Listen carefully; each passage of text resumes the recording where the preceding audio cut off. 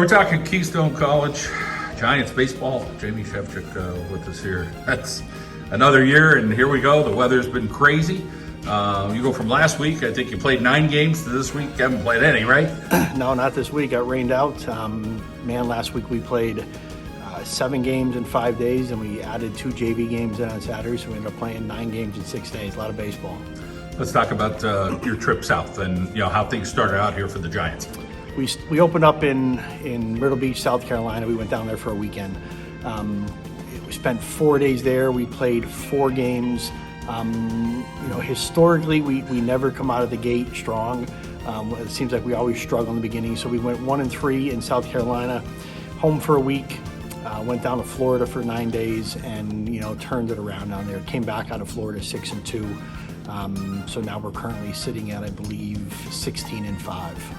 Let's talk about the squad this year. Every year you guys have a quality squad. So let's talk about the guys this year and what you're getting on the mound to start, because that's always where it starts. I think it's this year for the first time. This is probably one of the best pitching staffs that we've had in at least the last 15 years. And just from a depth standpoint, we have 3 or 4 really good starters that can compete at any program in the country. And then we have the depth. We have the depth in our pitching staff. There's probably a dozen guys right now that we can call on at any point. Now that we're halfway through the season, I think the biggest part right now is figuring out exactly which piece is going to fit into what part of the puzzle. And I think that's probably why we're, historically good at the end. I learned a long time ago that it doesn't really matter what you do in the beginning of the year, it's how you finish, right? So we're just giving guys opportunities and put them in different spots, and we're going to all see where it ends up here in the next couple of weeks once we get into conference tournament time. And you get some home cooking finally, and let's talk about the field holding up with the weather. And everybody's hoping for the same thing, but there'll be a lot of games packed into a small window. But you kind of know what to expect. This is what we have to be built for. Yeah, we're more than halfway through our regular season right now, and we're not even in just starting in April. So we've got 19 games left in the regular season, and then if we're lucky enough, if we finish at the top spot, we'll be able to host our side of the conference tournament. If we get through that, the overall championship will be held at Keystone as well. So we still got some work to do.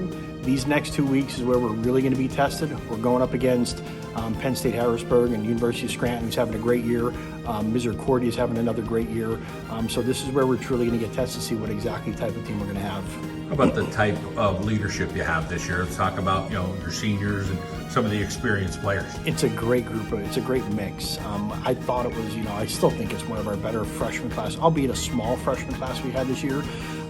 But I think it's probably one of the best freshman class we've had in a long time. And then we compiled it with a bunch of kids, a bunch of transfers, kids from the transfer portal, a handful of Division II, Division I transfers that are really, soaking up the bulk of the innings.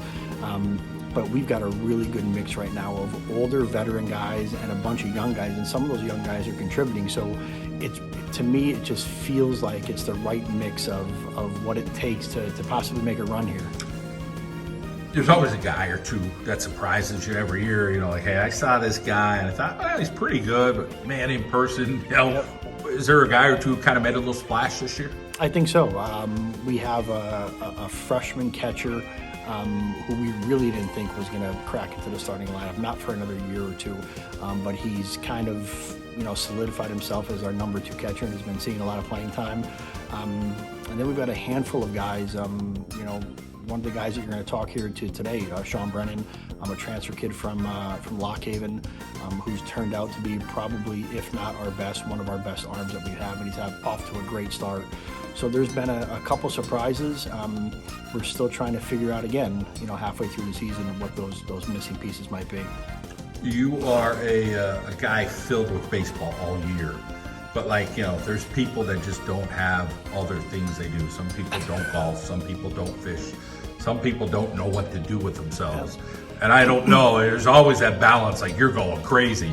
But is there downtime for you, or do you know what to do with yourself in downtime? I wouldn't know what to do with myself, and my wife certainly doesn't think I have downtime either. It is 24/7 baseball. Once we get wrapped up here in whenever it is in June, we're on the road. I'm on the road for the next 12 weeks, coaching again in the Cape Cod League. My family's going to come with me.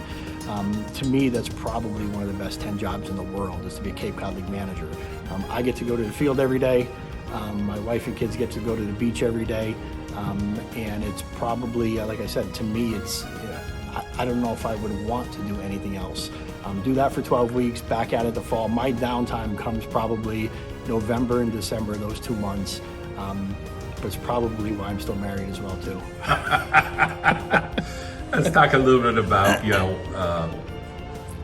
playing the schedule you guys play, and now as we get into April, and the grind of now, okay, hey, it's going to get real now here this last half of the season. And I'm sure there's some challenging games coming up, there's no doubt.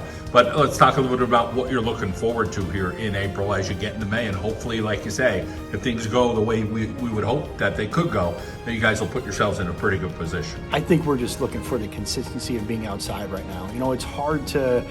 You practice indoors for 2 months, you go to Florida, you go to South Carolina, that's awesome. You get back, you're back into the weather again.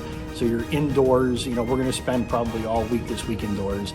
But you never really get into that rhythm of being outside and working on some of the things that you need to work on. I think once we get through this week, the weather looks like it's gonna turn. It looks like, in the 60s and possibly 70 for the next couple of weeks. So that's what I'm looking forward to the most. Being able to get outside and fix some of the mistakes that we really need to work on, because they're the things that you just can't correct being indoors inside of a batting tunnel.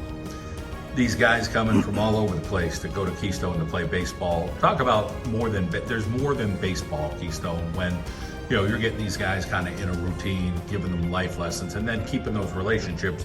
Talk about the Cape Cod and all those relationships. You have deep baseball roots, but seeing these guys maybe not sure of what Keystone's going to bring them, and then when they get out of here, you're like, hey, I told you it was going to work out. I think it's something that we sell, right? We sell the opportunity, and for a lot of kids, it's a last opportunity or a fresh opportunity. One of the reasons why I think we hit heavy in the transfer portal or the transfers in general is because it gives these guys a fresh start. And I like these kids because it could be their last opportunity. And if it's your last opportunity or a fresh start, I think you get a lot more out of those guys than you would your prototypical freshman day in and day out. So to see those kids come in and get a new start and to grow, and to have some success, maybe that they haven't had, at their previous schools, that's probably the most rewarding and fulfilling thing that we can ask for as a coach.